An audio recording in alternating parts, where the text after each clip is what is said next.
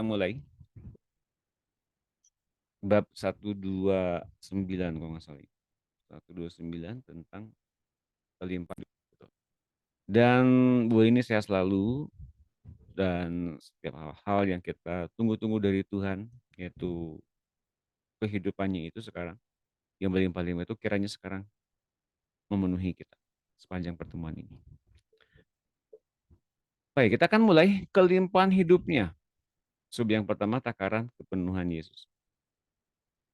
Pekerjaan Tuhan Yesus di bumi adalah memulihkan keadaan manusia kembali kepada level anak Allah. Jadi ini pekerjaan Tuhan Yesus di bumi, memulihkan keadaan manusia kembali kepada level anak Allah. Levelnya sampai kepada anak Allah ya, posisinya sampai kepada anak Allah. Sampai takarannya sama dengan kepenuhan dia. Jadi dia itu memberikan kepada kita sekarang kebenarannya. Mengapa ia datang? Yaitu membawa kita sampai ke dalam levelnya dia dalam hal apapun ya. Anda adalah cloning sepenuhnya dari Yesus yang dahulu pernah hidup di dunia. Hanya Anda tidak perlu benar-benar digantung secara tubuh di kayu salib. Hanya sifat dan tabiat daging yang harus ditiadakan di dalam Anda. Jadi seperti Yesus hidup dulu, demikianlah Yesus hidup sekarang di dunia ini lewat tubuh kita semuanya. Ini benar-benar ia ingin hidup kembali dalam diri kita sepenuhnya untuk melakukan tindakan-tindakan dan pekerjaan-pekerjaan yang dulu dibatasi oleh pekerjaan-pekerjaan yang hanya untuk mati di kayu salib.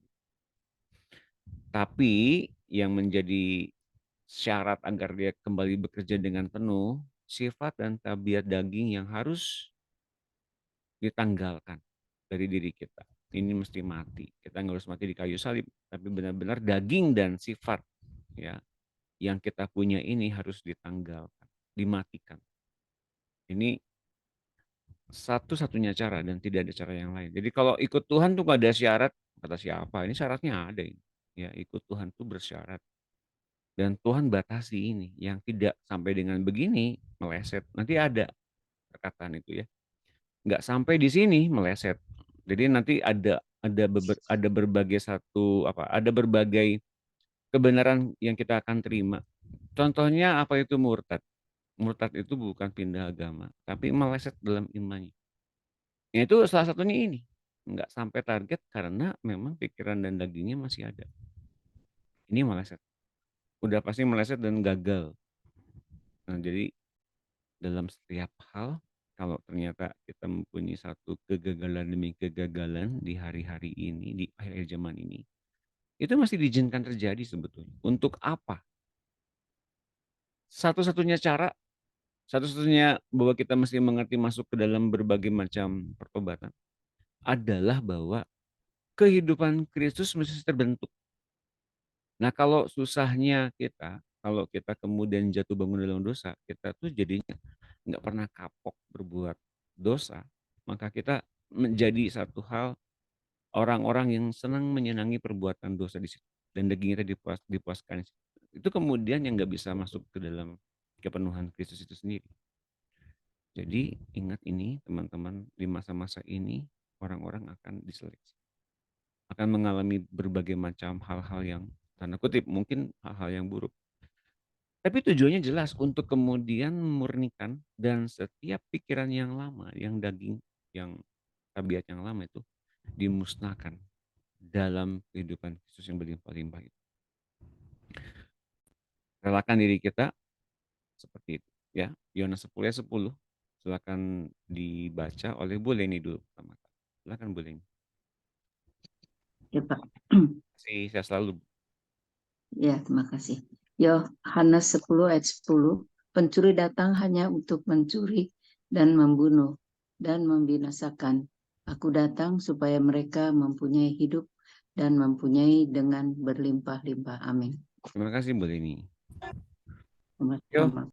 Yohanes 14 ayat 12. Silakan Ibu Dina. Salam, selamat Salam sore buat Pak. Nida, selamat datang, selamat bergabung. Dari Ya Pastor Pak, Anda Nambut. Silakan Bu Nida. Yohanes, ya, Yohanes 14 ayat 12. Aku siapa saja yang percaya kepadaku, lakukan juga pekerjaan-pekerjaan yang aku lakukan, bahkan pekerjaan-pekerjaan yang lebih besar daripada itu. Sebab aku pergi kepada Bapa, dan apapun yang kamu minta dalam namaku, aku akan melakukannya, supaya Bapa dimuliakan di dalam Anak. Jika kamu meminta sesuatu kepadaku dalam namaku, aku akan melakukannya. Amin. Ya, makasih Bu Dina. Nah, mengapa ada ayat ini muncul? Yohanes 14 ayat 12. Jika kamu meminta sesuatu kepadaku dalam namaku, aku akan melakukannya. Ini sebetulnya terjemahannya masih harus di apa namanya? Diperdalam lagi. Dalam terjemahan New King James Version, ini terjemahan yang diakui oleh banyak gereja. And whatever you ask in my name, apapun saja yang kau minta dalam namaku, that I will do. Aku akan mengerjakannya, that the Father may be glorified in the Son. Diterjemahkan lagi berikutnya begini, if you ask anything in my name, jika kamu minta sesuatu apapun dalam namaku, I will do it. Nah, tapi kalau terjemahan yang dalam bahasa Indonesianya, dalam ayat 14, agak berlebihan dengan menaruh kata meminta sesuatu kepadaku dalam namaku. Seharusnya cukup dengan berbunyi meminta sesuatu dalam namaku. Artinya apa sih sebetulnya? Lihat ini, bahwa kita sekarang seolah-olah diberikan satu tunjuk oleh Tuhan. Mintalah, aku akan mengerjakan. Demi namaku, mintalah, aku akan mengerjakannya. Apapun yang kau minta. Oh, really? Apapun yang kita minta, sebetulnya kita mesti mengerti. Yang kita minta sebetulnya dalam hal ini, kalau kita sekarang mengerti bahwa kita ini sudah dilahirkan baru dan menjadi anak Allah dan hidup kita dipimpin oleh Roh Kudus, bahkan pikiran kita pun dibatasi. Ya enggak, teman-teman? Pikiran kita dibatasi, kita nggak boleh banyak lamun, kita nggak boleh begitu banyak menginginkan hal yang lain, bahwa itulah pintu masuk dosa, keinginan. Bahwa ternyata kalau kita pun bermimpi terlalu tinggi, ya, itu pun ada ayatnya juga, eh, kalau kita sudah serahkan tubuh kita di hadapan Tuhan, di Roma 12 ayat 1, maka kita punya pikiran yang dibatasi oleh sesuai dengan apapun saja yang dikatakan Tuhan kepada kita. Roma 12, 1, 2, dan 3. Artinya kita punya pengendalian diri. Nggak bisa lagi seperti dulu. Itu teman-teman yang menjadi garis tengahnya mengapa kita kalau dengar ayat ini, apapun saja yang kamu minta dalam namaku, aku akan melakukannya. Sedangkan kalau dalam terjemahannya meminta sesuatu dalam namaku. Nah, meminta sesuatu dalam namaku. Artinya apa? Dalam nama Tuhan itu ada apanya sih? Selain ada kuasa. Ya. Artinya kalau kita minta begitu banyak hal-hal yang berbau kedagingan, yang sering kali ingin menyukakan hati kita, itu barangkali dipakai untuk menyenangkan kita, bukan untuk menyenangkan Tuhan. Sedangkan untuk menyenangkan Tuhan ini, apa yang akan terjadi kalau kita hanya menyenangkan Tuhan saja? Satu hal yang ia ingin senangkan adalah, yang menyenangkan dia adalah, ia menawarkan hidup yang berlimpah-limpah, dan jika kita menerimanya, itu akan sangat membuatnya bersuka cita. Kalau kita sekarang meminta dia memberikan hidup yang berlimpah-limpah, bukan berarti hidup itu adalah hidup yang menyenangkan versi daging. Tapi sesungguhnya yang menyenangkan versi Tuhan. Karena yang menyenangkan versi Tuhan itu adalah biasanya berbeda sekali dengan keinginan daging. Sedangkan kita yang bersifat daging ini sudah tinggal terlalu lama di dunia ini, menginginkan hal-hal yang kedagingan. Itu dia, teman-teman ya. Menginginkan hal-hal yang kedagingan. Di antaranya mungkin doa kita nggak jawab-jawab sama Tuhan. Mungkin kita terlalu banyak mengalami pergumulan dan masalah yang ada nggak selesai-selesai. Sedangkan kita sudah berdoa dalam nama Tuhan Yesus. Dan kita berdoa dalam nama Tuhan Yesus untuk kita minta semua masalah dibereskan. Halo Pak Jeff, selamat sore, salam. Begitu Ya, juga. Pak. Salam. Nah teman-teman, bukan artinya kita mesti menerima jawaban sesuai dengan apa yang kita inginkan. Bukan. Tapi sesuai dengan jawaban apa yang Tuhan inginkan. Terjadi atas hidup kita. Makanya seringkali ikut Tuhan itu seperti masuk ke dalam seperti masuk ke dalam berbagai macam eh, hal-hal yang tanda kutip gelap, namun dengan kacamata iman kita bisa berjalan terus di dalam Tuhan. Mungkin kita nggak tahu apa yang dikerjakan Tuhan pada hari-hari, tapi dengan kacamata iman kita bisa melihatnya dan kita bisa berjalan terus sampai dengan akhirnya kita bisa mengerti. Untuk itulah Tuhan membawa kita masuk ke dalam berbagai-bagai masalah ini. Bukan Dia mengadakan masalah buat kita, bukan, tapi Dia mengizinkan kita berhadapan dengan berbagai masalah agar Dia bisa menunjukkan siapa Dia dalam hidup kita. Pekerjaan-pekerjaan besar akan Anda lakukan dengan cara meminta kepada Bapa dalam nama Tuhan Yesus. Apa itu pekerjaan besar? Mari kita lihat ayatnya. Ada ayatnya. Nanti di ayat-ayatnya ada ya. Hidup yang dibawa Tuhan Yesus adalah titik mula segala pekerjaannya. Hidupnya yang dibawa Tuhan Yesus adalah titik mula segala pekerjaannya. Jadi Ia mengawali pekerjaannya dengan membawa kehidupannya untuk kita. Memberi hidupnya atau memberi terangnya adalah pekerjaan utamanya. Yohanes Pembaptis dikatakan bahwa dia bukan terang itu sendiri sebagai pembuka jalan, ya, pembuka jalan Yesus masuk ke dunia ini. Ini pembuka jalannya kan dia, tapi dia bukan terang itu sendiri. Dari semua nabi dan hamba Tuhan, dia adalah orang yang terbesar. Bayangin. Namun yang terkecil sekalipun dari kerajaan sorga, orang yang lahir baru, ia sudah lebih besar dari Yohanes Pembaptis. Anda sudah lebih besar dari Yohanes Pembaptis secara kelahiran karena Anda telah dilahirkan 2 kali, dilahirkan baru menjadi anak Allah. Satu, dilahirkan baru secara jasmaniah di dunia ini, kemudian kita menerima kelahiran baru setelah menerima Tuhan Yesus. Anda adalah terang dunia sama seperti Tuhan Yesus.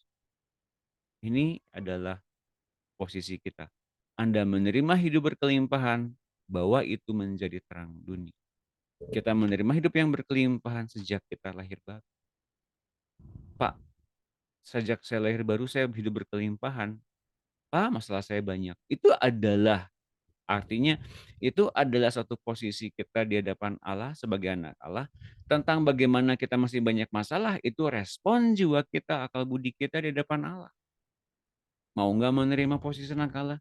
Dengan menerima posisi anak Allah itu kita sekarang berdampingan dengan Allah yang besar itu di muka bumi ini lewat wujud Kristus yang ada di hati kita untuk menghadapi semua masalah bersama-sama dengan Dia.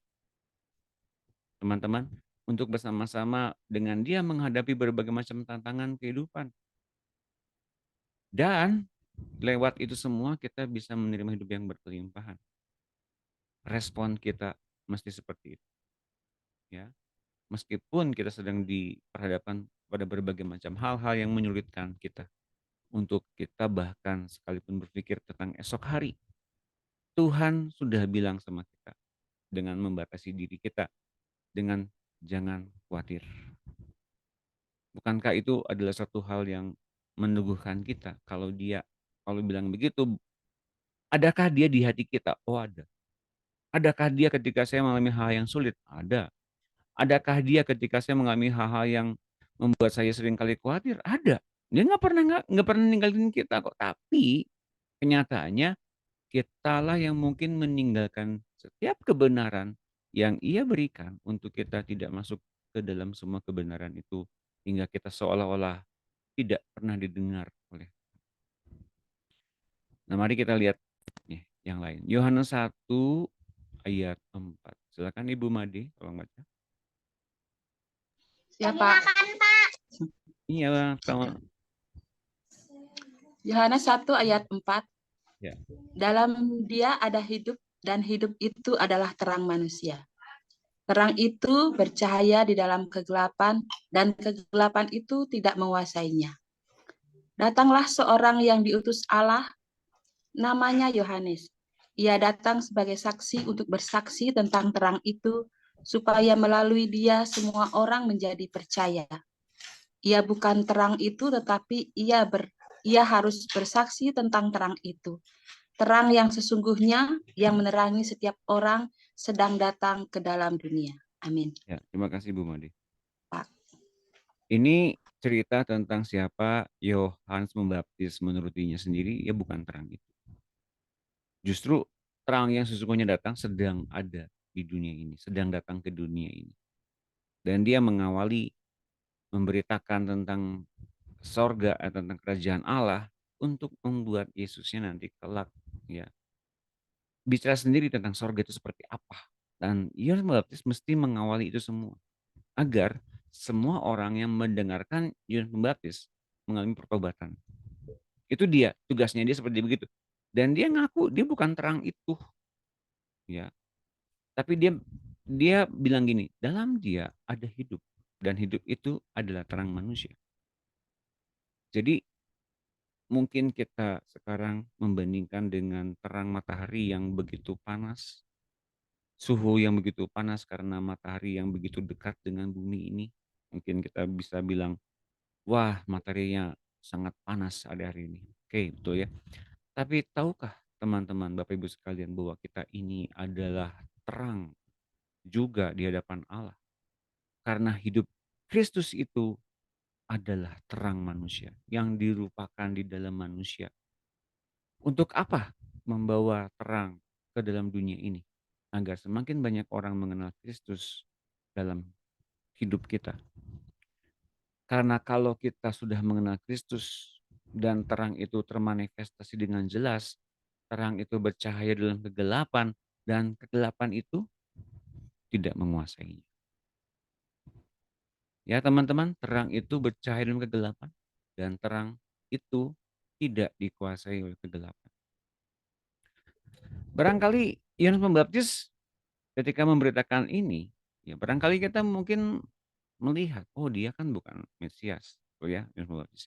Oh dia kan bukan nabi yang seperti apa akan mengalami kebahagiaan tertentu. Tapi toh dia bisa bersaksi siapa Yesus.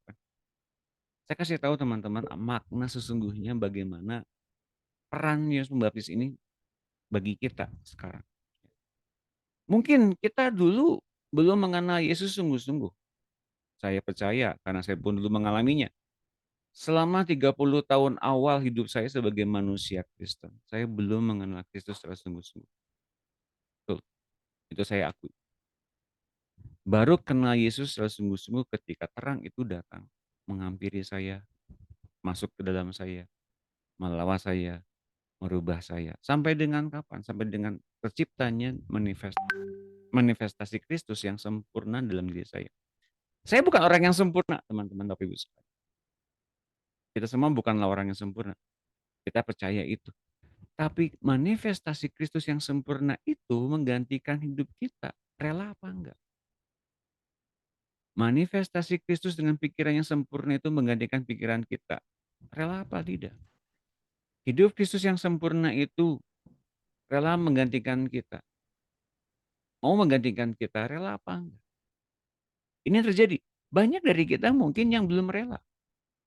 Berarti kita belum menemukan pertobatan sesungguhnya. Berarti kita belum menemukan Kristus sesungguhnya. Kita masih hidup dengan kehidupan kita masing-masing. Faktanya adalah ketika pertobatan itu muncul, ya, kita mungkin mempunyai keinginan untuk baca Alkitab lebih banyak di sebelumnya, itu bagus. Tapi belumlah mengadakan perubahan yang sungguh-sungguh dalam Tuhan. Faktanya kalau kita semakin berdoa itu bagus. Berdoa itu bagus bukan, tapi bukan berarti kita langsung berubah. Pada faktanya ikut pemuridan pun bagus. Bagi siang malam pemuridan dulu ya, kalau kita di masa pandemi. Sekarang seminggu hampir berapa kali? Banyak banget. Bukanlah hal yang kemudian membuat kita menjadi orang kudus ketika ikut pemuridan sering-sering. Bukan. Tapi faktanya, dari setiap pemuridan doa, setiap baca Alkitab yang kita lakukan, sudahkah kita menemukan Kristus yang menggantikan hidup kita? Nah teman-teman, pertobatan itu penting. Tapi itu barulah awal untuk kita menemukan Kristus penuh dalam diri kita. Menggantikan kita yang lama ini. Itu yang paling penting. Hingga kita punya pikiran yang selalu selaras dengan pikirannya Tuhan. Ya, selalu selaras dengan pikirannya Tuhan. Seperti apa sih keselarasan itu terjadi? Kalau kita lakukan sesuatu hal masih tidak ada satu hal yang apa ya? Sering kali menanggalkan keegoisan kita, berarti kita masih belum mengenal Tuhan. Kalau tiap hari kita berhadapan dengan mendengarkan kedagingan, meninggalkan pikiran-pikiran yang lama, misalnya egosentrisnya kemudian makin terkikis, berarti kita sudah mengenal Kristus. Contohnya hari ini teman-teman, jujur saya hampir saja tidak hari ini pun tidak FFG lagi, jujur saya kasih tahu. Tapi alasan itu saya simpan baik-baik dalam hati saya, karena saya nggak mau laporan terdengar laporan, oh Pak Doni mulai menceritakan tentang sesuatu hal. Saya nggak mau masuk ke dalam wilayah itu. Meskipun ini yang menjadi pergumulan saya selama ini, betul ada satu yang mesti saya lakukan. Ya, boleh ini tahu kok masalahnya. Orang-orang Bandung udah tahu masalahnya. Ya, ada satu hal yang mesti saya lakukan dengan keluarga saya di sini. Tentang keputusan-keputusan tertentu. Tapi saya tetap mau pemuridan untuk apa? Karena saya mesti bagikan ini. Satu, saya mesti bagikan ini. Yang kedua, tidak menampik teman-teman bahwa ketika saya off itu, saya tetap chatting, saya tetap saat teduh, bahkan lebih banyak. Oke, karena ada waktu untuk libur ya, istirahat lah ya. Saya lakukan chatting lebih banyak. Kenapa? Karena beberapa hari yang lalu saya mendapatkan satu penglihatan ketika saya sedang bersatu. Dan sejujurnya ini mengganggu saya. Gitu loh. Ini yang ternyata mesti menumbuhkan pertobatan yang lebih dalam dari diri saya. Pengen tahu apa yang saya lihat? Penasaran nggak? Perlukah saya cerita teman? Penasaran, Pak. Oke, saya ceritain ya. Di satu hari ketika saya sedang bersatu teduh, setelah bersatu teduh itu saya ada istirahat. Kemudian ada satu penglihatan. Ini jelas sekali penglihatan. Sekarang pun masih ingat. Semua orang naik ke puncak gunung.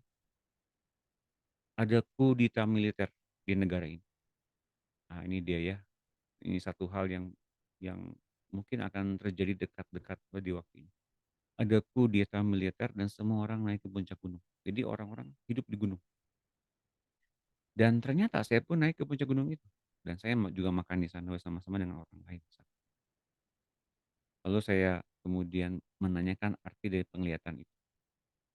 Oke. Yang saya dapatkan adalah saya berarti ketinggalan dong dari pengangkatan. Karena saya berpikir dulu, saya menangkap apa yang dikatakan dalam Injil, bahwa orang-orang yang ke gunung itu sebetulnya adalah mereka yang melarikan diri karena ada antikristus berdiri di bait Allah. Itu saya dapatkan dulu pertama kali begitu. Ya, jadi orang-orang yang ketinggalan akan naik ke puncak gunung. Setidaknya itu saya tangkap. Betulkah demikian? Jadi orang-orang yang tidak mau ikut-ikutan pakai kayak chip atau berdagang versi antikristus, mereka mesti tinggal di gunung-gunung dan bercocok tanam di sana. Itu saya pernah bilang begitu kan. Ini artinya saya pun mesti ke sana dong. Berarti saya ketinggalan rapture dong kalau gitu.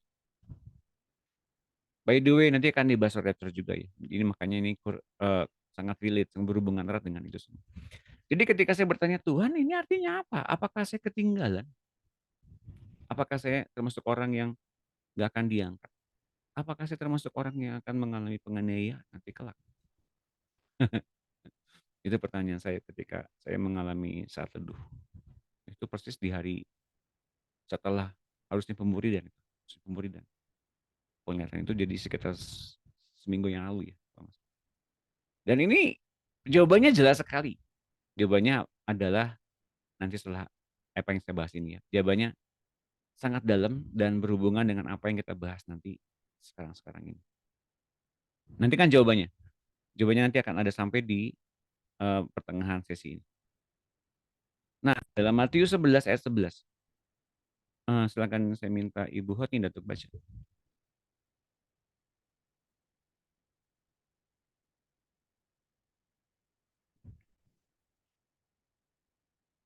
Ibu Hotninda, bisa baca? Saya, Pak. Oh iya betul, Bu. Terima kasih. Ya dengar anak-anak banyak sih. Iya, makasih Bu. Yohanes 1 ya, Pak? Betul. Bukan. Matius 11 ayat 11, Bu. Oh, iya, yang di bawah. Matius 11 ayat 11. Saya Aku jelasin ya berkata bentar ya. kepadamu, Nah, ya silakan. oh iya. Matius 11 ayat 11, aku berkata kepadamu, sesungguhnya di antara mereka yang dilahirkan oleh perempuan tidak pernah tampil seorang yang lebih besar daripada Yohanes Pembaptis. Namun yang terkecil dalam kerajaan surga lebih besar daripadanya. Ya, Amin. terima kasih Bu Hotinda. Jadi Sama-sama. peran Yohanes Pembaptis adalah sebagai nabi perjanjian lama, namun hidup di dalam masa-masa Injil diberitakan. Ya. Dan yang terbesar yang dilahirkan oleh perempuan, yang terbesar adalah dia, nabi yang orang yang terbesar ya, atau nabi terbesar, ini dia ini. Tapi yang dilahirkan dari Roh Kudus lebih besar dari dia. Gitu teman-teman. Itu yang menjadi satu kebenaran ya. Matius 5:14 Ibu Itun. Iya, Pak. Makasih. Matius 5 ayat yang ke-14, kamu adalah terang dunia. Kota yang terletak di atas gunung tidak mungkin tersembunyi. Lagi pula orang tidak menyalakan pelita lalu meletakkannya di bawah kantang, melainkan di atas kaki Dian sehingga menerangi semua orang di dalam rumah itu. Demikianlah hendaknya terangmu bercahaya di depan orang, supaya mereka melihat perbuatanmu yang baik dan memuliakan Bapamu yang di surga. Amin. Makasih Bu Itun. Ya, Pak.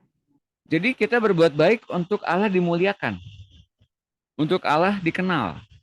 Perbuatan baik itu membuat Allah dikenal dan dimuliakan dalam diri kita. Bukan perbuatan baik itu menunjukkan siapa kita. Bukan ya. Jadi jangan sampai tertipu dengan berbagai macam motivasi-motivasi yang ada di dunia ini. Berbuat baiklah semikian sehingga engkau mengalami satu reputasi apapun itu gitu. Dan kalau kemudian banyak orang membincangkan hal yang salah tentang kita, kitanya jadinya malah mengkonfirmasi apapun yang diberitakan oleh mereka. Itu keliru banget loh. Kita mengkonfirmasi, kita mengafirmasi. Oh itu salah semua tuh. Saya tuh gini. Mendingan jangan begitu deh sekarang ya. Sekarang ini kita berpikir gini, supaya kita melihat Bapa dipermuliakan, hendaklah kita berbuat baik dan terang kita bercahaya di depan orang. Bukan untuk nunjukin siapa kita yang baik, tapi agar Allah dikenal oleh banyak orang lewat hidup kita. Jadi kalau Allahnya dikenal, banyak orang mengenal Allah, lebih daripada kita, itu bagus. Tapi orang mengenal kita lebih daripada Allah, berarti pemberitaan yang kita lakukan isinya adalah tentang kita. Mengerti kan teman-teman? Jadi ini bukan tentang kita lagi sebetulnya, tapi tentang Allah. Tentang siapa Tuhan Yesus. Tentang apa itu sorga ya. Tapi kalau melulu soal kita, berarti kita lagi menggumuli kita dan hidup kita di muka bumi ini. Itu dia yang menjadi masalah. Nah, saya sekarang mengajak kita masuk ke dalam seluruh kebenaran ini. Agar kita beroleh hidup yang berlimpah-limpah itu, kita telah menerima Kristus Yesus yang berlimpah-limpah itu. Dan dia yang telah mati di kayu salib untuk kita nggak usah mati yang kedua kali. Agar kita beroleh hidup itu yang berlimpah-limpah itu sampai dengan dia datang. Dan kita pasti selamatkan kok. Tapi hendaklah kita benar-benar membuat terangnya bercahaya dalam diri kita. Dan sanggup memperkenalkan Allah itu dalam hidup kita. Oke teman-teman, isi pemberitaan kita sekarang sebagai para murid-murid Kristus, mestilah benar-benar memanifestasikan siapa Bapa. Dan Bapa dikenal oleh banyak orang lewat hidup kita. Itu message yang harus kita lakukan. Yohanes 5:24. Ibu Ari, apakah ada? Ada ya? Ibu Ari. Ada, Pak. Terima kasih. Yohanes 5 ayat 24. Sesungguhnya aku berkata kepadamu, Siapa saja yang mendengar perkataanku dan percaya kepada Dia yang mengutus aku, ia mempunyai hidup yang kekal dan tidak turut dihukum, sebab ia sudah pindah dari dalam maut ke dalam hidup. Sesungguhnya aku berkata kepadamu, saatnya akan tiba dan sudah tiba bahwa orang-orang mati akan mendengar suara Anak Allah, dan mereka yang mendengarnya akan hidup. Sebab sama seperti Bapa mempunyai hidup dalam dirinya sendiri, demikian juga diberikannya Anak mempunyai hidup dalam dirinya sendiri. Amin. Ya, terima kasih Bu Ari. Sama-sama, Pak. Jadi di sini ada satu pendengaran tentang suara Tuhan yang membawa kehidupan kepada orang yang mendengarkan itu. Hingga setiap orang yang kemudian mati dibangkitkan rohnya oleh Tuhan. Oke.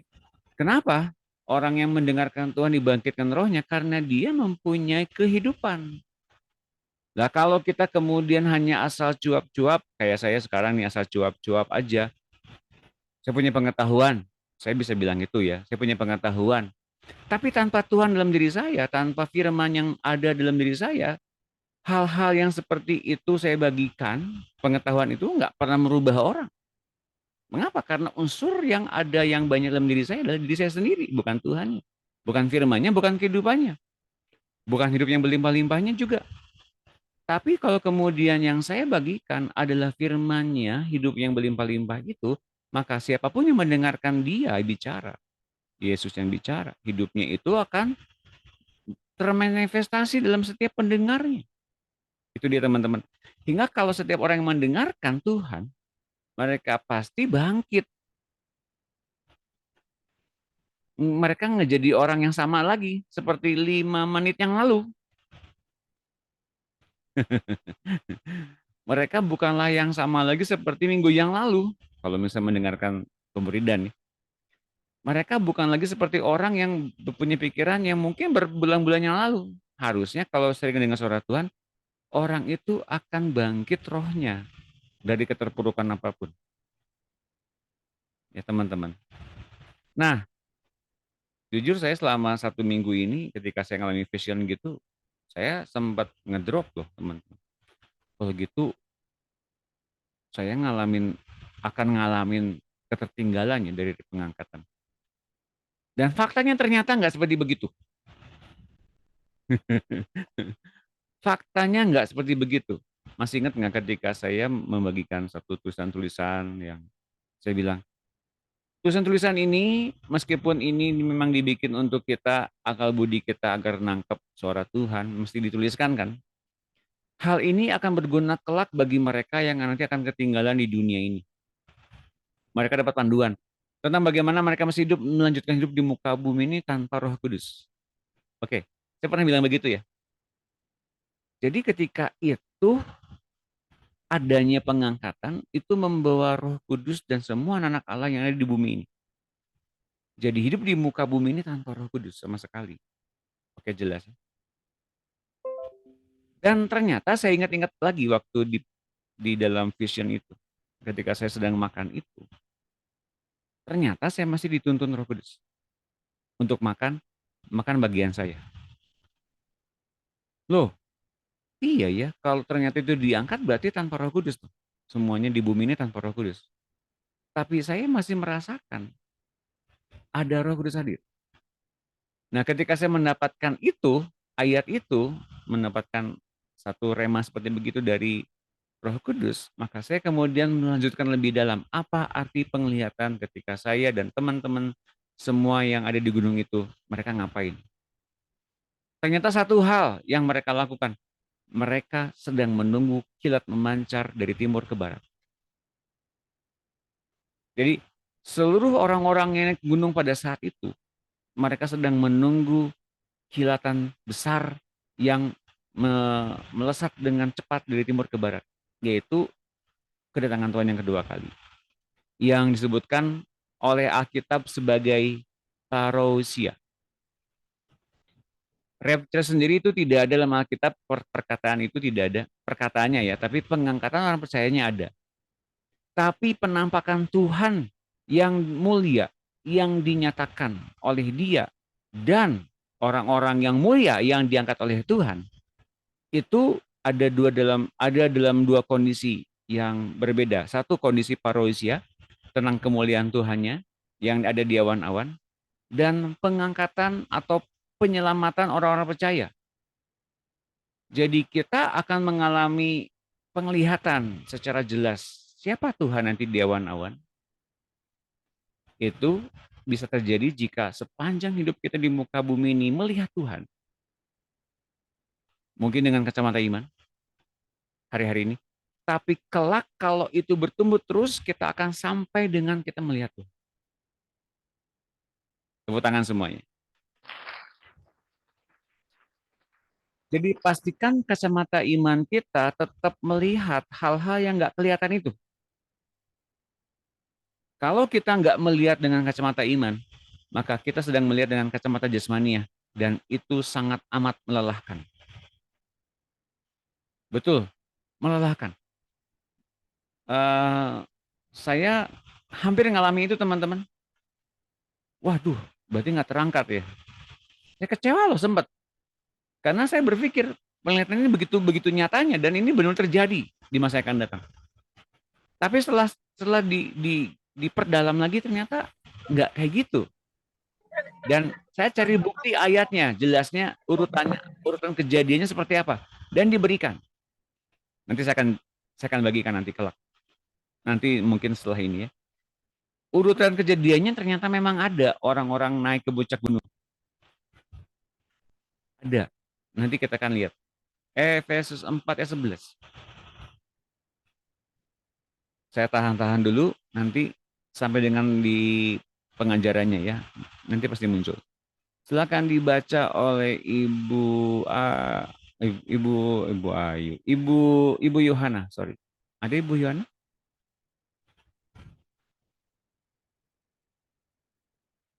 Mungkin masih belum. Iya Pak Doni, Silakan. Efesus atau Yohanes ya? Efesus 4. Oh iya.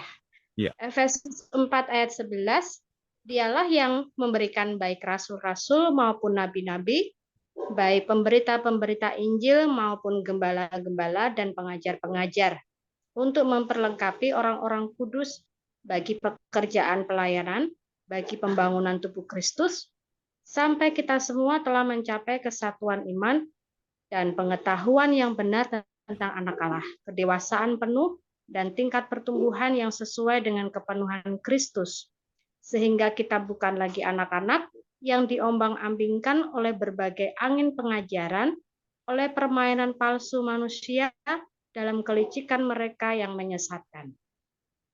Terima kasih Bu Yohana. Sama-sama Pak.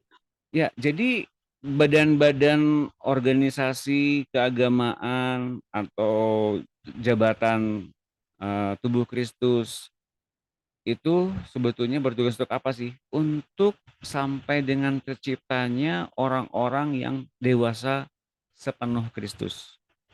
Ini ayat yang tadi dibaca Bu Heno seperti begitu.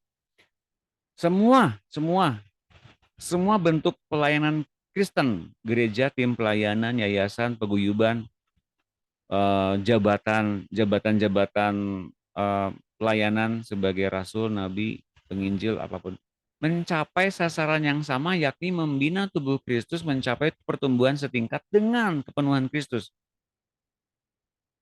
Sampai dengan setingkat dengan Yesus. Ya, betul ya. Itu tujuannya ya. Yang tidak ke arah sana itu namanya meleset dari target alias murtad. Nanti saya akan bagikan itu. Yang tidak ke arah sana itu namanya meleset dari target. Dari iman juga meleset. Jadi betapa tinggi posisi Anda. Anak Allah itu tinggi loh. Dan betapa indah status Anda untuk menjadi terang dunia. Sesudah Anda berpindah daerah dari mati menjadi hidup, hidup Anda segera dibuatnya berkelimpahan. Agar menjadi terang dunia. Berkelimpahan dalam arti bukan jasmania saja. Tapi kalau nggak jasmania alias nggak punya berkelimpahan jadinya kutuk, itu udah kita singkirkan ya.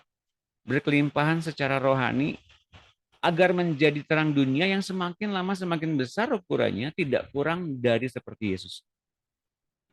Panggilannya untuk Anda menjadi hamba Tuhan adalah panggilan untuk bersama menerangi dunia ini dengan memberikan hidup Yesus yang mengalir dalam diri Anda ketika dunia sekeliling Anda.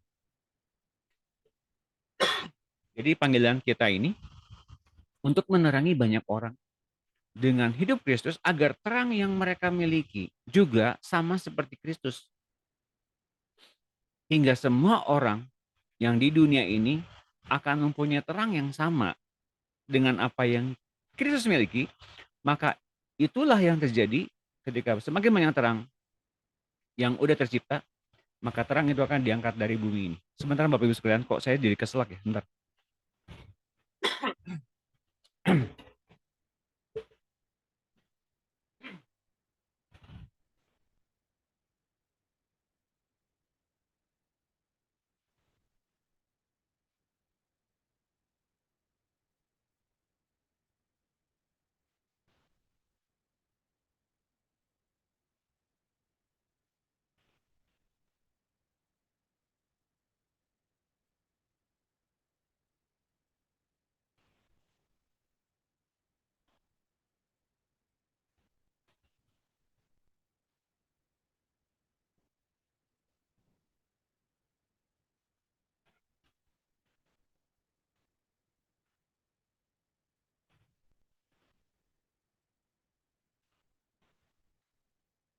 Oke, 1, 2, 3. Apakah suara saya jelas terdengar? Aman ya? Jelas, Pak. Yes, aman ya? Oke, sampai sini adakah pertanyaan? Adakah pertanyaan sampai sini? Silakan. Jangan lupa ikut thread daftar on-site atau online. Oke. Ada pertanyaan teman-teman, Bapak Ibu sekalian? Sampai sini? Mudah-mudahan sampai dengan akhir nanti tidak ada gangguan sinyal. Tidak ada pertanyaan? Oke, saya teruskan. Hidup manusia. Kita tahu bahwa hidup Tuhan Yesus adalah hidup yang sederajat dengan hidupnya Allah. Sederajat ya. Selevel. Manusia pertama Adam menerima hidup dari Yehova, dari firman Tuhan Allah. Ketika dosa dimulai, Adam terpisah dari Tuhan tapi masih memiliki kapasitas yang luar biasa. Hidupnya mencapai 930 tahun, tapi mati karena hubungannya dengan Tuhan terputus. Kapasitas itu dikurangi menjadi tinggal 1/8 dari semula menjadi 120 tahun. Karena produksi hidup yang selama itu adalah hidup yang jahat atau kejahatan semata-mata. Keadaan itu akan dipulihkan lagi dalam masa kerajaan 1000 tahun kelak. Itu akan dipulihkan pada masa 1000 tahun. Itu pemulihannya terjadi. Secara fisik dan jasmania terjadi. Okay? Hidup segala makhluk ada dalam darahnya. Iblis membunuh manusia karena ia memerlukan darahnya di mana hidup manusia itu berada. Untuk menyambung nyawanya sendiri. Jadi manusia diincar nyawanya oleh iblis untuk kebutuhan iblis. Hidup di dunia ini. Tuhan Yesus datang untuk membayar hidup manusia itu dari incaran si iblis dengan menawarkan darahnya kepada iblis. Tapi setelah diberikan di kayu salib, dia tidak mampu menghisap darah Tuhan karena terlalu kudus. Bagi kita darah Tuhan itu menjadi penebus pengganti darah kita. Dan tiap kali perjamuan kudus kita adakan, kita diingatkan bahwa kita ini anak-anak tebusan darah Tuhan. Dan menjadi sedarah dengan Tuhan. Bahkan menerima hidup Tuhan Yesus yang berlimpah-limpah itu. Nah, dalam perjamuan kudus kita sudah mengerti ya, bahwa kita secara formal dengan kita menerima perjamuan kudus, dengan kita memakan roti dan meminum anggur, kita ini sedarah dengan Tuhan. Mungkin nggak langsung berubah jadi tubuh dagingnya Yesus atau darahnya Yesus. Tapi ketika dengan kesemata iman itu benar-benar diubahkan oleh Tuhan hingga kita sedarah dengan Tuhan. Kita menerima hidup Tuhan Yesus yang berlimpah-limpah itu. Betul, itu adalah satu bentuk formal. Kita memakan daging dan meminum darah Yesus. Meminum kehidupannya Tuhan Yesus dan memakan kehidupannya Tuhan Yesus. Tapi ingat ini, yang terbesar adalah kita menerima firman-Nya, remanya. Persekutuan dengannya itu sudah remanya gimana. Itu yang terbesar, Bapak Ibu sekalian. Kejadian 5 ayat 5. Silakan dibaca, ada Pak Jeff?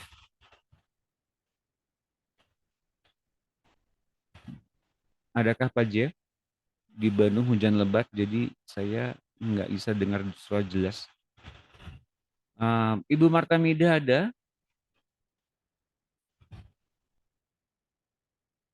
Ada Pak, terima Oh, kasih. terima kasih. Silakan Bu. Berapa? Kejadian 5 ayat 5.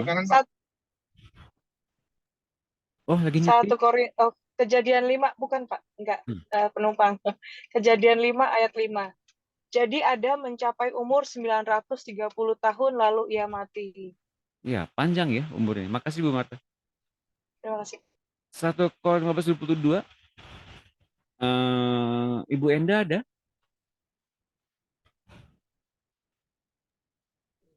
Oke, terima kasih.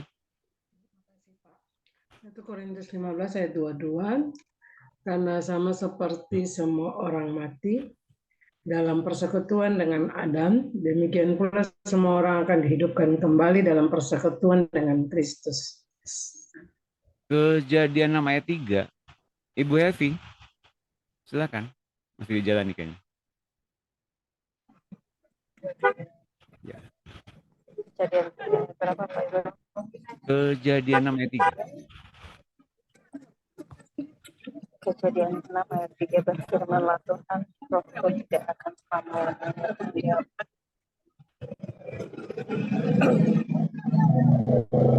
Tinggal di dalam manusia, karena manusia itu adalah daging, tapi umurnya akan 120 tahun saja. Terima kasih Bu Evi. Ya Pak Doni, sama-sama. Sampai jumpa nanti di rumah. Terima kasih. Yesaya 65 ayat 18. Kembali ke Ibu Rotida.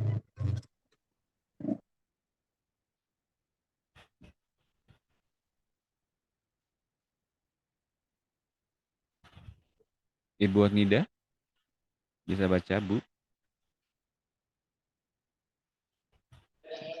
Ya, makasih, Bu.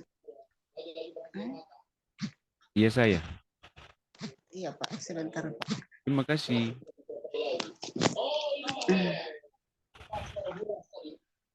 HP ku lagi ini.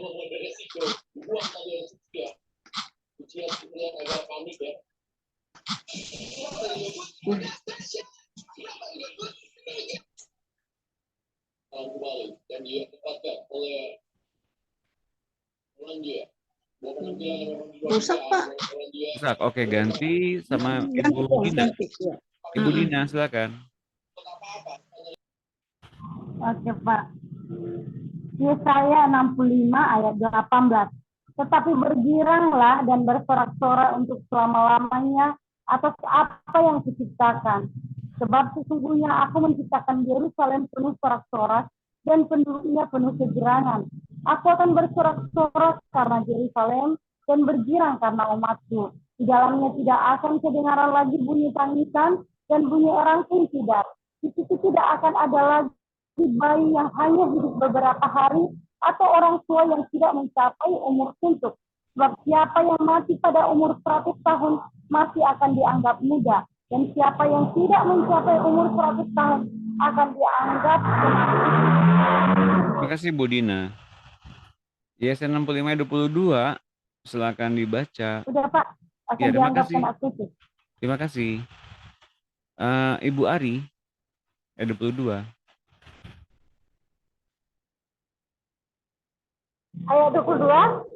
Oh, boleh, silakan. Ibu Dina lagi, boleh, silakan. Mereka tidak akan mendirikan sesuatu supaya orang lain mendiaminya, dan mereka tidak akan menanam sesuatu supaya orang lain memakan buahnya. Sebab umur umatku akan sepanjang umur pohon, dan orang-orang pilihanku akan menikmati pekerjaan tangan mereka. Amin. Terima kasih, Bu Dina. Ya, jadi manusia tidak cuma untuk hidup saja, ya.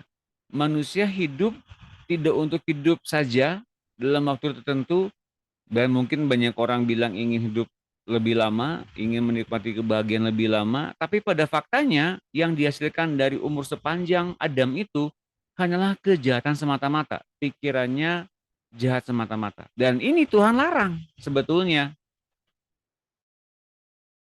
Tuhan. Oke, kembali ke laptop. Terima kasih sudah bersabar.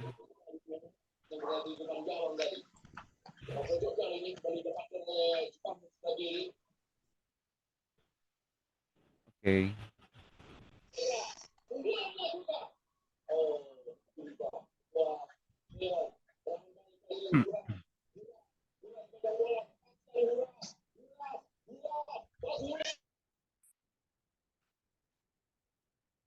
Ya. Jadi manusia sebetulnya Tuhan inginkan hidup untuk menjadi terang. Hidup untuk seperti dia berkuasa. Di zaman Adam ternyata dihasilkannya manusia yang cenderung jahat. Jadi umurnya diperpendek 120 tahun saja. Oke, diperpendek agar bukannya Tuhan ingin manusia umur pendek saja, ya, tapi untuk dipakai mengenal Tuhan lebih cepat. Diberikan tugas, diberikan satu kesempatan untuk mengenal Dia. Bentar, ini kembali sinyalnya bermasalah sebentar. Saya pindahin dulu ke oke. Ya. Sekarang sudah. Nah, manusia diperkenankan untuk mengenal Tuhan dalam kehidupannya yang diperpendek itu sebetulnya oleh Tuhan. Diberi kesempatan lebih banyak untuk mengenal Tuhan lewat umur yang cuma 120 tahun saja. Karena hasilnya ketika umur panjang-panjang itu ternyata itu menjadi satu masalah. Banyak pikiran yang jahat dan menghasilkan keturunan yang sama jahatnya. Itu yang terjadi. Makanya kemudian lewat persekutuan dengan Kristus, orang dihidupkan kembali agar menurunkan kehidupan yang terang bersama-sama dengan Tuhan. Ya, itu alasannya mengapa dibatasi. Karena pada awalnya Tuhan menginginkan generasi. Selalu begitu. Dan kalau Tuhan menginginkan generasi, Ia menginginkan generasi itu umurnya panjang-panjang. Umurnya panjang. Dan baru akan terjadi kelak nanti di kerajaan 1000 tahun. Mengapa kemudian baru diadakan di kerajaan 1000 tahun? Karena di dalam kesemuanya itu Tuhan hendak mengadakan satu sistem sabar, yaitu sistem keadaan bumi dalam keadaan damai. Sejak bumi diciptakan, bumi belum mencapai keadaan yang damai. Belum sampai pada satu titik istirahat. Nanti akan terjadi bumi pada saat damai dan istirahat di kerajaan 1000 tahun. Di pemerintahan Kristus berkuasa beserta dengan orang percaya yang telah diangkat dari bumi ini ke dalam pengangkatan orang percaya. Nah, teman-teman, meskipun kita ini masih berada di zaman umur manusia terbatas 120 tahun, kita ini masih hidup di zaman itu ya. Hidup di dalam Tuhan Yesus mengembalikan kita kepada batas maksimal lagi. Dia tahukah teman-teman, kita lagi diarahkan ke dalam hidup yang berkelimpahan. Itu untuk kita masuk ke dalam hidup yang kekal. Tidak saja hidup di dalam kerajaan 1000 tahun, tapi kita pun akan hidup bersama-sama dengan Tuhan di dalam kekekalan. Tapi arahannya mesti ke sana dengan jelas, dengan kacamata iman kita ini. Hidup dalam Tuhan Yesus mengembalikan kita kepada batas maksimal lagi, asalkan kita benar-benar dipimpin roh. Tapi juga kelimpahan hidup Kristus akan menghidupkan kembali hidup orang lain. Lewat hidup kita akan menghidupkan orang lain. Bahkan yang sudah mati dapat dihidupkan kembali lewat pelayanan kita. Kapan kita melayani semuanya itu?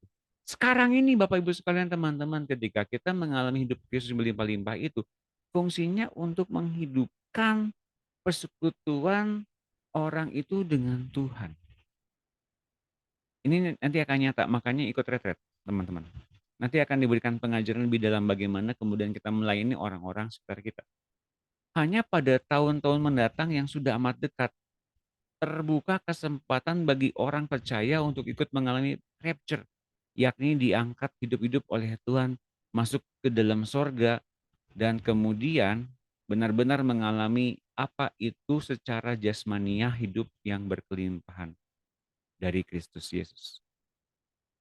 Jadi kita baru ngomongin tentang hidup Yesus berlimpah-limpah itu untuk kita diangkat dalam pengangkatan.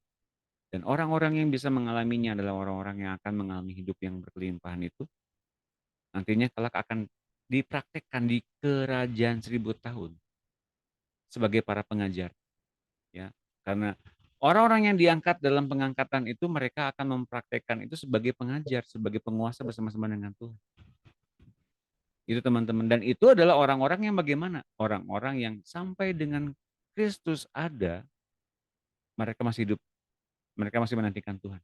Dan mereka terangkat hidup untuk mereka akan mengalami praktek berikutnya di kerajaan 1000 tahun bersama-sama dengan Tuhan Yesus.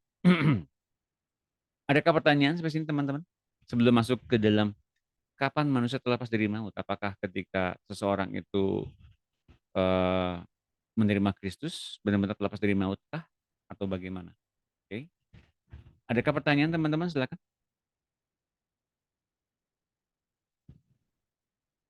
Nanti habis ini kita akan bahas ya.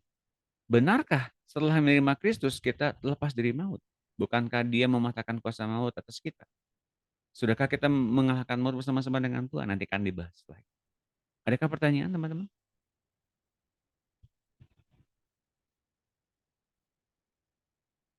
Oke, kalau nggak ada saya teruskan. Jadi pengangkatan adalah sebetulnya bukti bahwa kita secara inaugurasi ya, secara bersama-sama kita lepas dari maut. Mari kita bahas.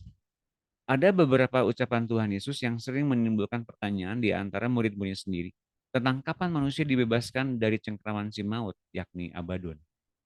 Kapan tepatnya orang-orang dilepaskan dari maut? Dalam Yohanes 8 ayat 51. Silakan dibaca, Ibu Made.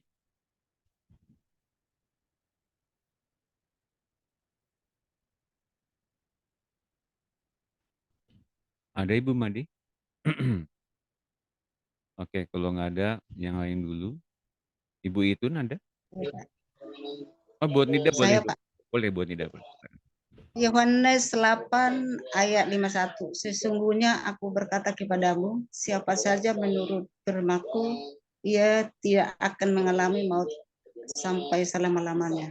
Amin. Makasih buat Nida. Yang pertama Sama-sama. adalah kita nurut sama firman-Nya. Maka siapa yang nurut tidak akan mengalami maut sampai selama-lamanya. Itu ayatnya begitu ya. Itu secara sebenar-benarnya firman Tuhan seperti begitu. Ibrani 2 ayat 9. Silakan dibaca oleh Ibu Yohana.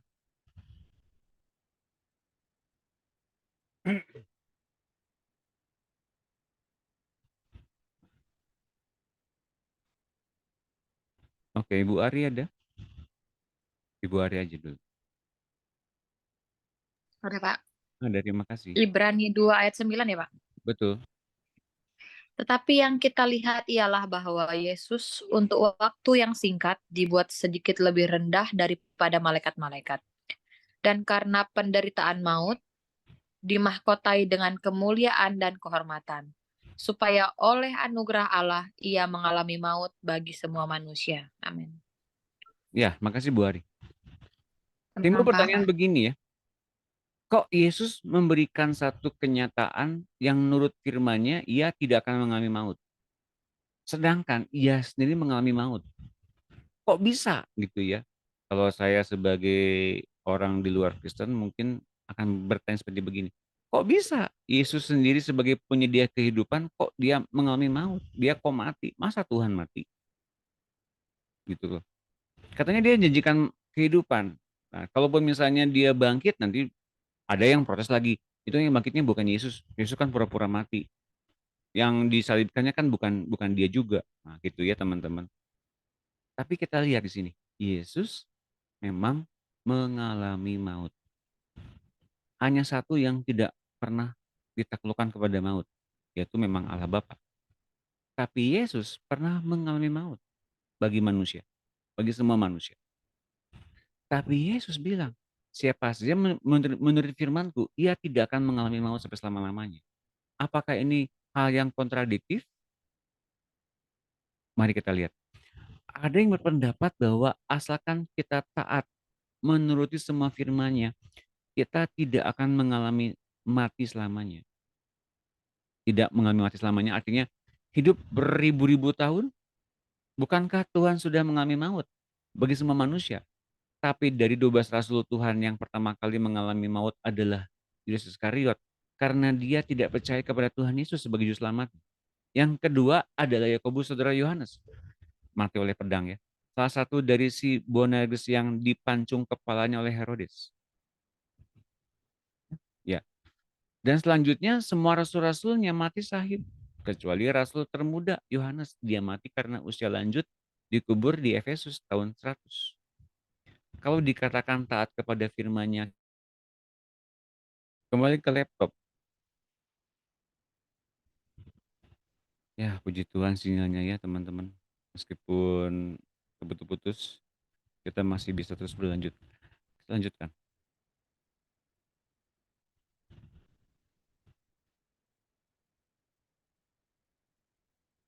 Ya, tolong dites, tolong di follow up ke saya apakah mulai lagi suara dengan jelas.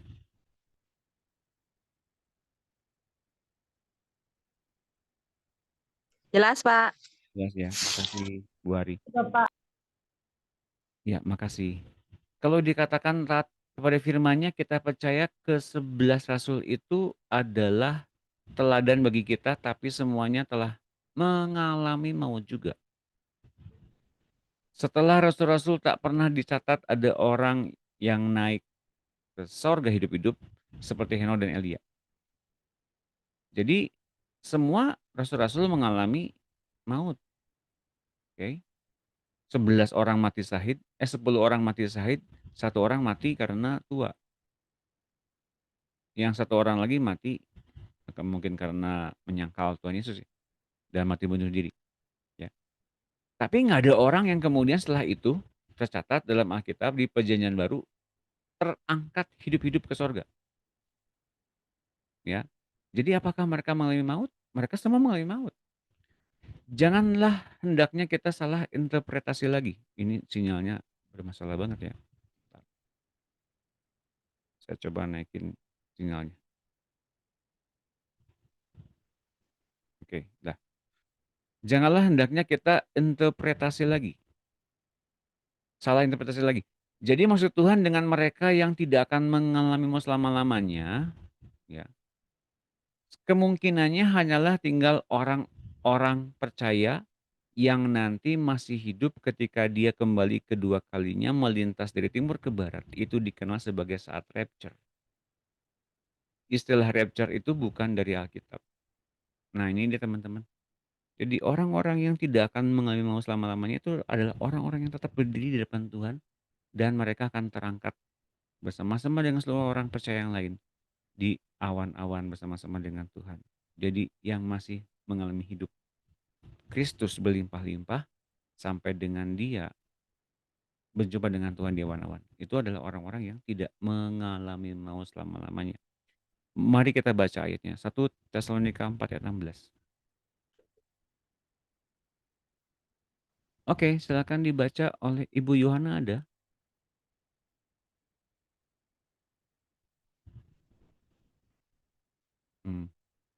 Kembali ke Bu Enda. Tes 1, 2, 3. Apakah saya jelas terdengar suaranya? Oke. Silakan Bu Enda. Ya, makasih Pak. 1 Tesalonika 4 ayat 16. Sebab pada waktu aba-aba diberi pada waktu pemimpin malaikat berseru dan sangkakala Allah berbunyi, maka Tuhan sendiri akan turun dari sorga dan mereka yang mati dalam Kristus akan lebih dahulu bangkit.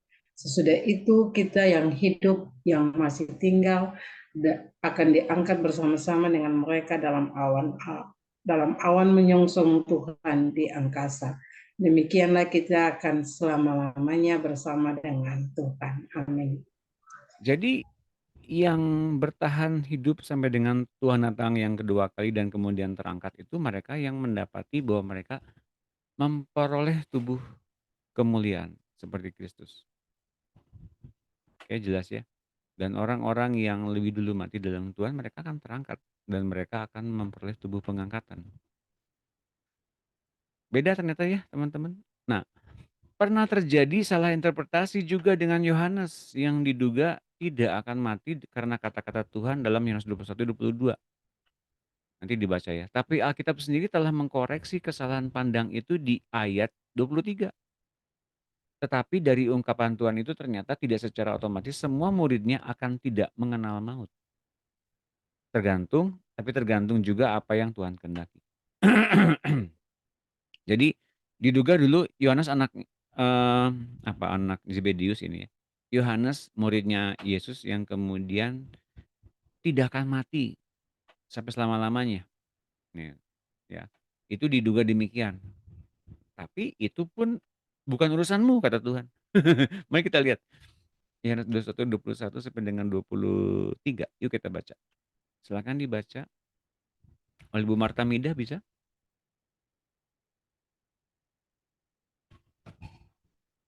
Oh, boleh Bu Itun, silakan Bu Itun. Boleh. Yohanes 21 ayat 21, Pak. Betul, sampai 23. Ya. Ketika Petrus melihat murid itu, ia berkata kepada Yesus, "Tuhan, bagaimana dengan dia ini?" Jawab Yesus, "Jikalau aku menghendaki supaya ia tinggal hidup sampai aku datang, itu bukan urusanmu, tetapi engkau ikutlah aku." Lalu tersebarlah kabar di antara saudara-saudara itu bahwa murid itu tidak akan mati, tetapi Yesus tidak mengatakan kepada Petrus bahwa murid itu tidak akan mati, melainkan jikalau aku menghendaki supaya ia tinggal hidup sampai aku datang, itu bukan urusanmu. Ya. Makasih Bu Itun. Ya, Pak. Jadi di sini kemudian kita bisa mengenal ya. Jadi ada orang-orang yang kemudian mungkin berpendapat, jadi orang ini nggak bakal mati dong. Ya kalau ternyata sampai dengan dia tutup usia di umur sekian karena saking tuanya, ya karena tubuh jasmaninya udah terlalu lemah, meskipun rohnya tetap menyala-nyala, tapi dia mengalami maut. Meskipun secara langsung ketika dia meninggal ke Firdaus, tapi dia mengalami maut. Ya oke ya, kita mengerti itu ya. Tapi kita punya kesempatan nih di akhir zaman ini, ya kita sampai dengan Tuhan datang di awan-awan, kita akan tetap hidup sampai dengan di situ dan kemudian kita akan terangkat. Nah caranya gimana? Ini yang kita bahas sekarang. Bagaimana kita bisa mengalahkan maut bersama-sama dengan Tuhan Yesus. Ini yang akan kita bahas sekarang. Tapi ketahuilah ini, ya. Bagaimana caranya agar kita bisa mengalami ini yang akan dibahas. Dalam nubuatan Yesaya dikatakan akan ada masa kerajaan 1000 tahun di mana umur manusia akan panjang sekali seperti umur pohon, seperti sebelum banjir di masa Nuh. Rupanya karena manusia tidak diganggu setan-setan lagi. Sebab mereka ditawan 1000 tahun lamanya di jurang maut. Dan Tuhan Yesus yang menjadi raja dalam kerajaan itu. Tapi dalam masa kerajaan 1000 tahun itu pun masih akan ada kematian. Jadi di kerajaan 1000 tahun itu masih ada kematian. Ya. Meskipun maut dan iblis itu ditawan di dalam abisus. Tapi kesempatan untuk orang itu umur panjang itu sangat besar. Nanti akan ada di kerajaan 1000 tahun. Meskipun masih ada kematian. Yesaya 65 ayat 20. Tunggu sabar ya, nanti akan saya jelaskan. Kembali dibaca lagi, siapa yang mau baca boleh.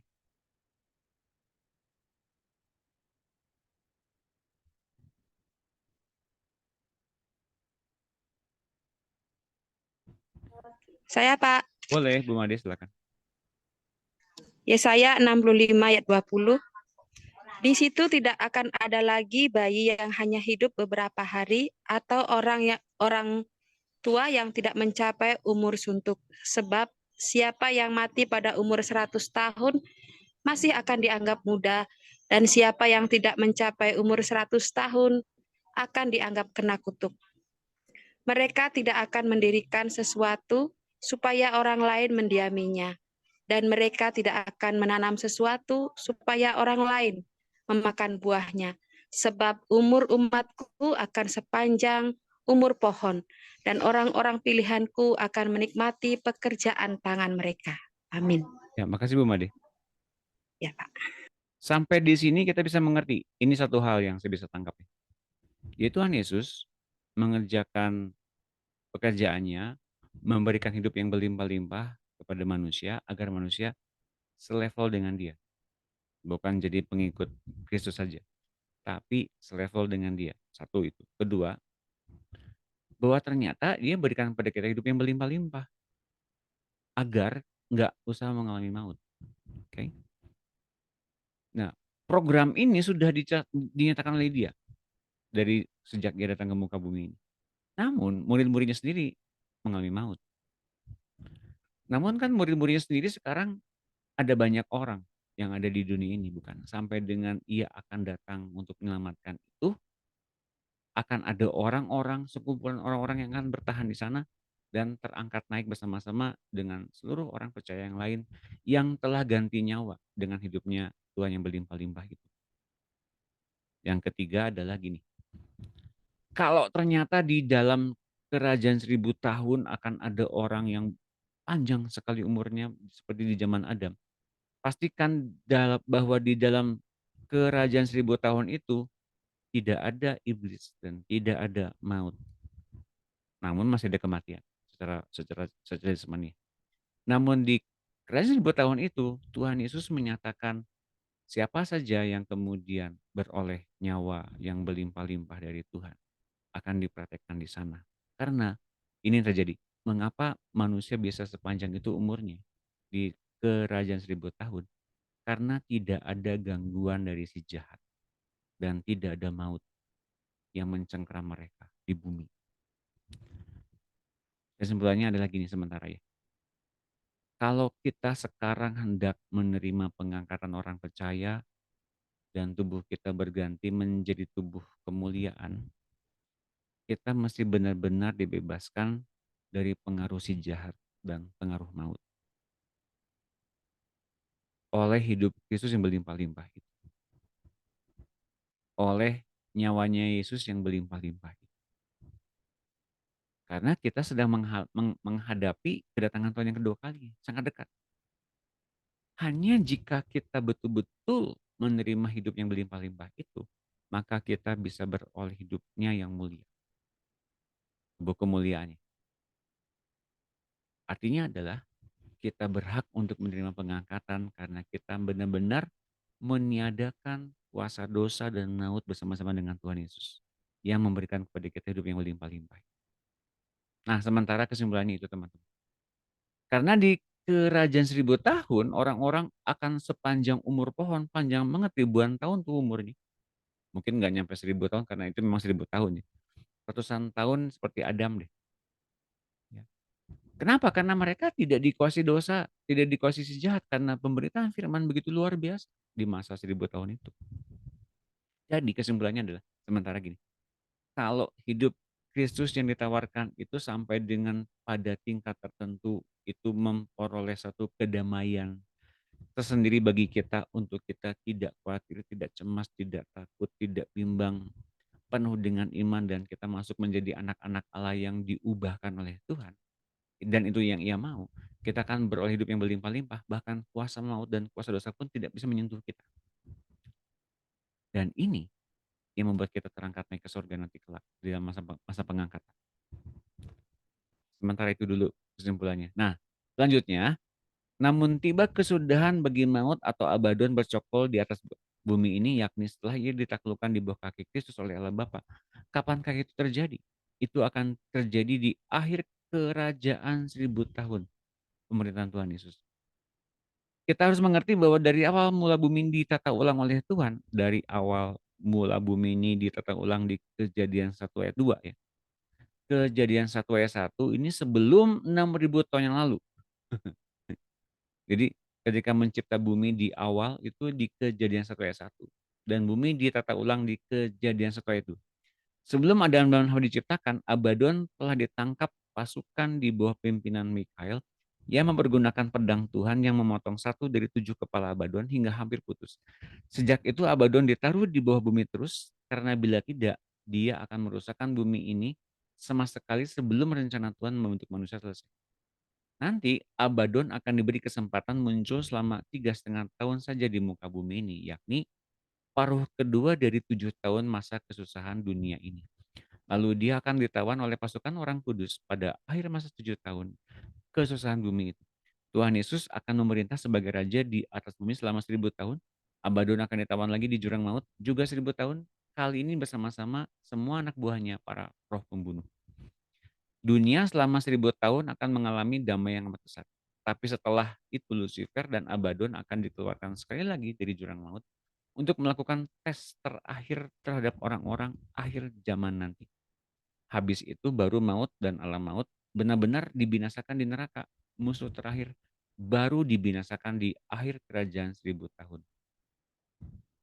Nah, musuh yang terakhir baru dibinasakan di akhir kerajaan 1.000 tahun. Untuk masuk ke dalam langit bumi yang baru itu. 1 Korintus 15:25, silakan dibaca.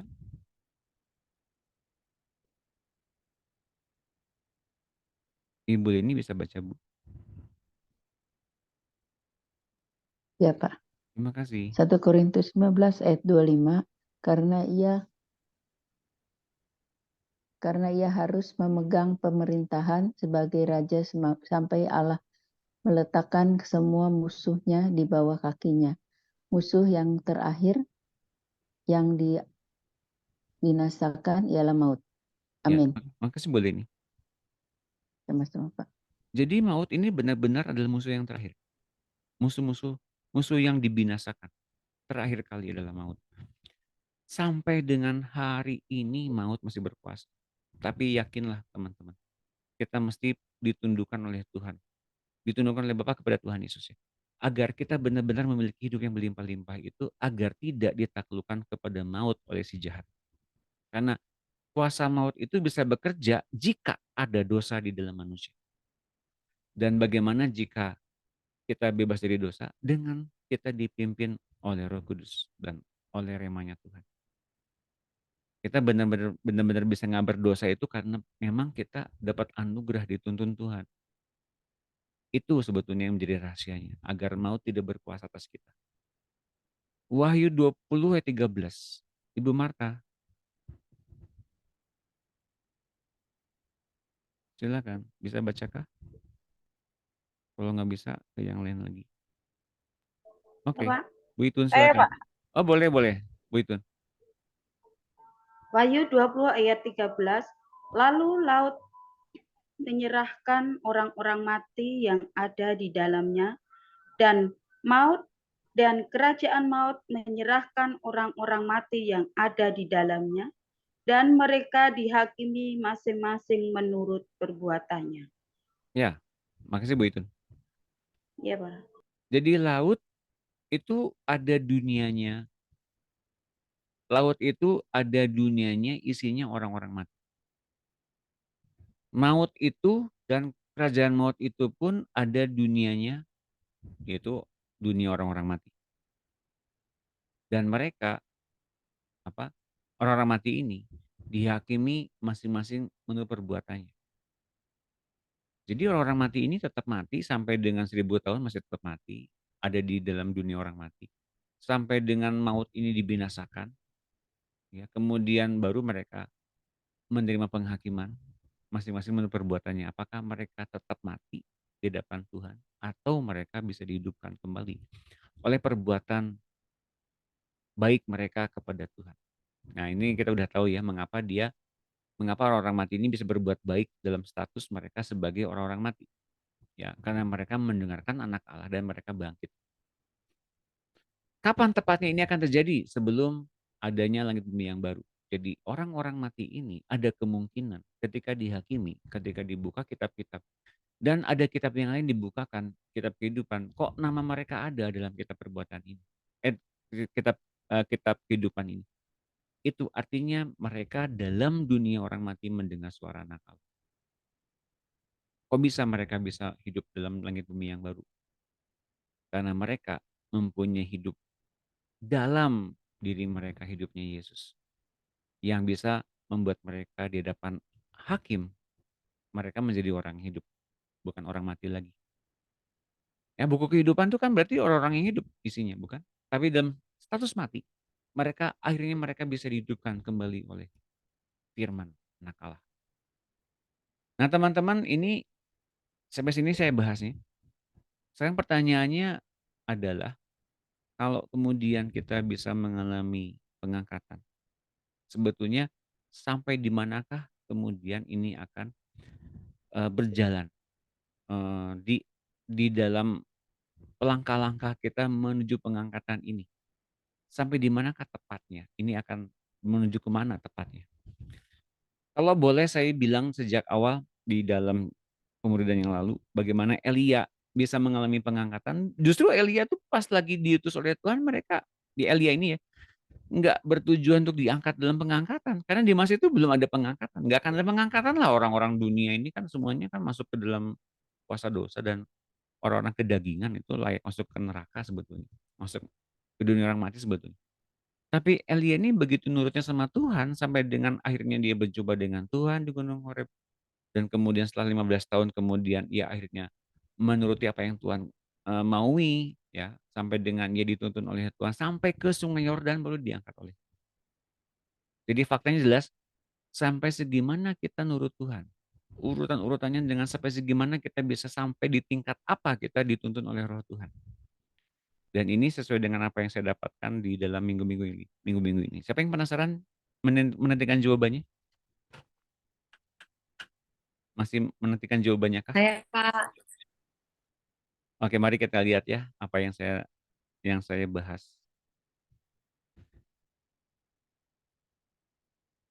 Aduh, ini sinyalnya ini. Ntar dulu. Oke. Mudah-mudahan tidak ada gangguan. Secara khusus saya doa lagi hari ini ya, saat ini ya. Tuhan Yesus, Engkau yang menjadi Raja dan Tuhan atas kami semua. Engkau yang tuntun kami masuk ke dalam rangkaian penyelamatan yang Kau berikan bagi kami, karena kami menerima perkataan-Mu Tuhan, dan kami menerima hidup yang berlimpah-limpah yang Kau tawarkan Tuhan. Maka sekarang biarlah Kau berkata-kata di hati kami masing-masing. Sampai sejauh mana kami melangkah, sampai sejauh mana kami nurut, sampai sejauh manakah kami sekarang mengikuti Engkau. Dan kami tahu sampai Engkau ada di awan-awan sana, kami terangkat bersama-sama dengan seluruh teman-teman kami yang lain. Kami terangkat ke awan-awan bersama-sama dengan Engkau. Dan Tuhan, taruhlah keinginan-Mu di hati kami masing-masing agar kami mengikuti setiap jejak-jejak, langkah-langkah, setiap tujuan-tujuan yang Kau inginkan, agar kami pada akhirnya berjumpa dengan Kau dalam kemuliaan. Makasih Tuhan Yesus. Berkata-katalah di hati kami sekarang, ajari kami mendengar Kau bicara. Di dalam nama Tuhan Yesus kami berdoa. Amin. Baik, ini apa namanya?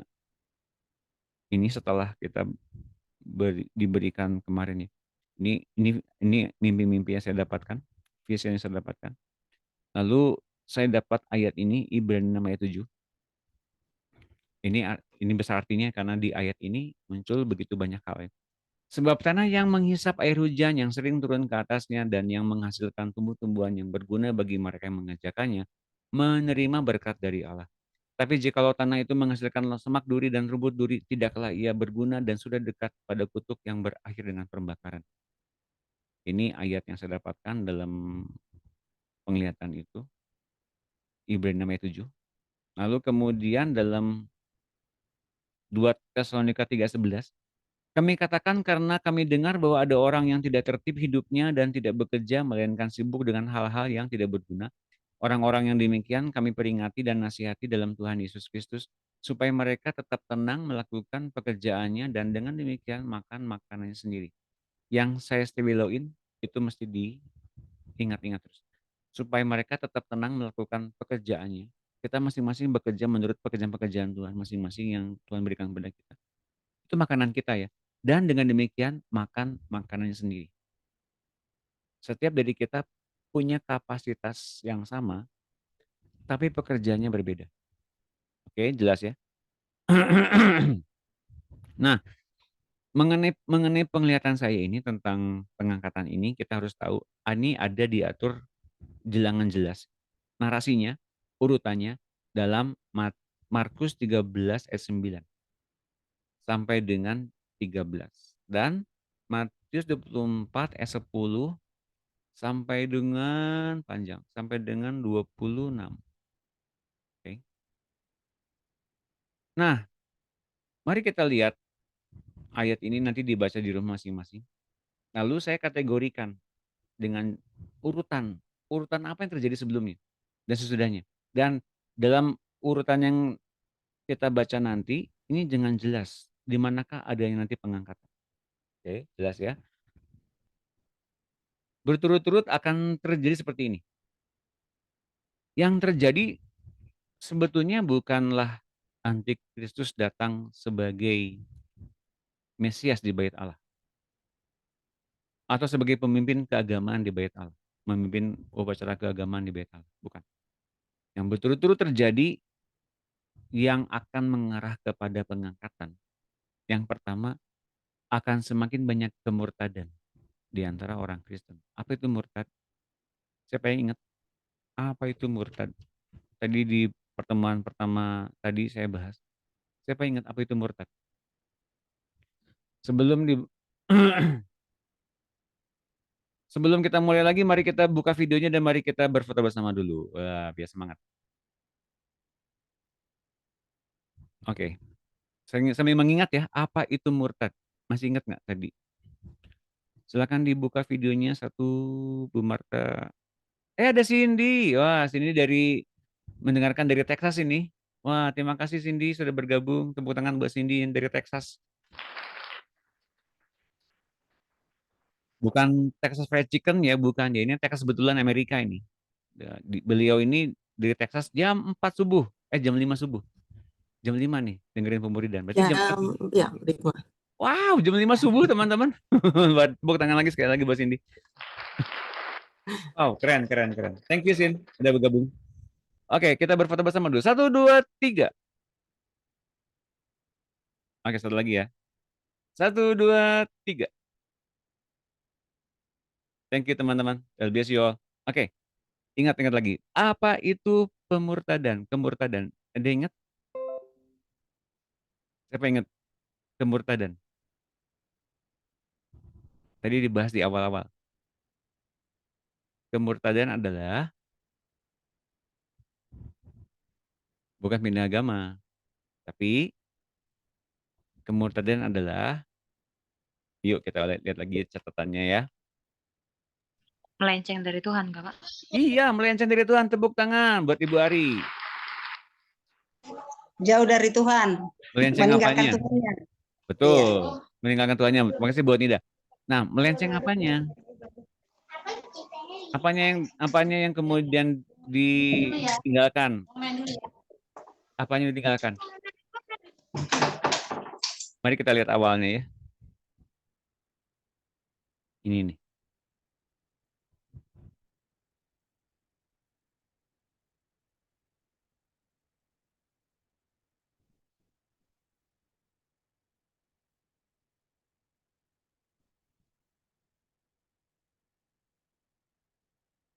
Nah, seharusnya semua bentuk pelayanan Kristus, gereja, tim pelayanan, yayasan, paguyuban, ministry, apapun mencapai sasaran yang sama, yakni membina tubuh Kristus mencapai pertumbuhan setingkat dengan kepenuhan Kristus. Setingkat dan selevel dengan Kristus yang juga selevel dengan Allah. Yang tidak ke arah sana itu namanya meleset dari target. Nah ini dia murtad ya. Meleset dari target, nggak sampai kepenuhan Kristus, nggak sampai selevel dengan Kristus, atau nggak sampai selevel dengan Allah lewat Kristus. Artinya ini murtad. Jelas teman-teman? Ini murtad tuh yang kayak gitu. Bukan pindah agama, bukan. Oke. Nah, mari kita lihat. Ternyata banyak terjadi orang-orang yang meleset dari target sebelum pengangkatan. Saling menyerahkan, saling membenci, saling menyerahkan saudaranya itu dihakimi. Itu ada ayatnya nih di Markus 13. Ini ya. Tapi kamu ini hati-hatilah, kamu akan diserahkan kepada majelis agama dan kamu akan dipukul di rumah ibadat, dipukul loh. Dan kamu akan dihadapkan ke muka penguasa-penguasa dan raja-raja karena aku sebagai kesaksian bagi mereka. Oke, jelas ya? Di Matius 24 ayat 10. Dan banyak orang akan murtad karena mereka akan saling menyerahkan dan saling membenci. Oke, gitu ya. Satu itu. Keduanya, banyak nabi palsu akan muncul. Sebab mesias-mesias palsu dan nabi-nabi palsu akan muncul dan mereka akan mengadakan tanda-tanda yang dahsyat dan mujizat-mujizat. Sehingga sekiranya mungkin mereka menyesatkan orang-orang pilihan juga. Dan Tuhan bilang gini, camkanlah aku sudah mengatakannya terlebih dulu kepadamu. Jadi orang-orang pilihan ini kita kan ya, orang-orang yang sedang mengalami hidup yang berlimpah-limpah ini akan mengalami apa? Meleset kalau kita dituntun oleh roh jahat dalam diri kita untuk percaya kepada mesias-mesias dan nabi-nabi palsu. Ini orang-orang pilihan akan meleset loh. Yang tadi dulu kan dengan pemurtadan melesetin dari target dan mereka saling menyerahkan satu dengan yang lain, membenci, menghakimi, bahkan saling pukul-pukulan antara hamba Tuhan. Dan luar biasanya akan banyak nabi dan mesias palsu. Dan sekiranya mungkin mereka menyesatkan orang-orang pilihan, nggak sampai target. Kemudian yang ketiga yang terjadi, kasih kebanyakan orang akan menjadi dingin. Mengapa jadi dingin? Oh, yang namanya akhir zaman ya, namanya penampian. Mungkin kita akan mengalami banyak proses dan itu proses terjadi itu bukan untuk menjatuhkan kita sih sebetulnya, tapi untuk membuat kita semakin diarahkan dengan jelas ke tingkat apa, ke arah mana, ke tujuan akhir seperti apa yang akan dinyatakan oleh Tuhan dalam hidup kita.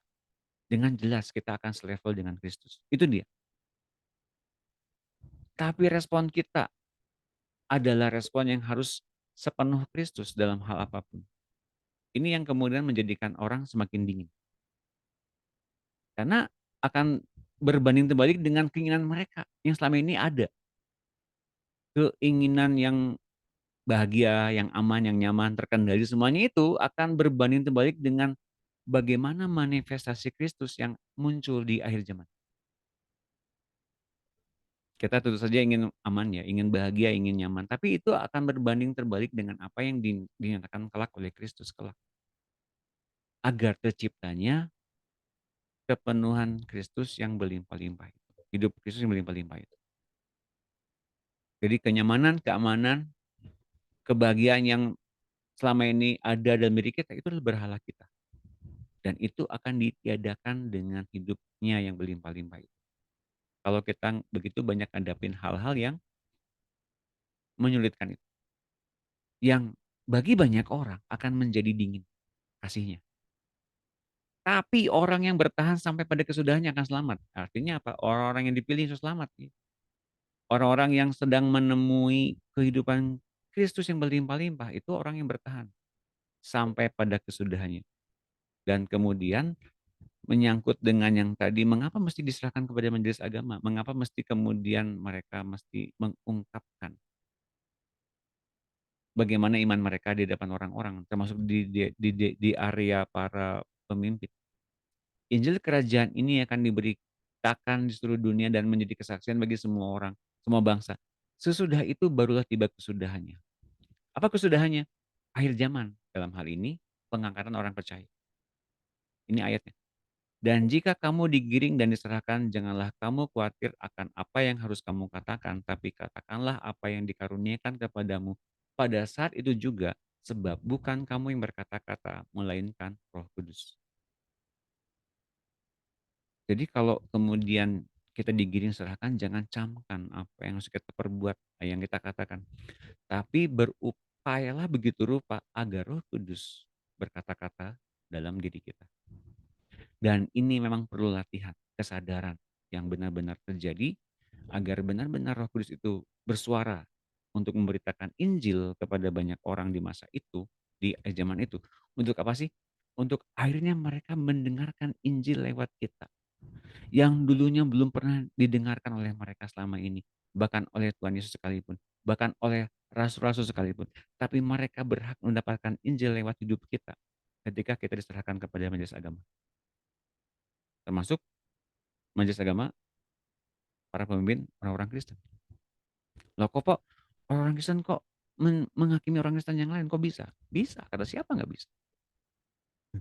Orang Kristen kan memang akan dihakimi oleh orang Kristen yang lain. Kristus saja dihakimi oleh agama Yahudi. Jadi kita sedang memerangi, oke ya.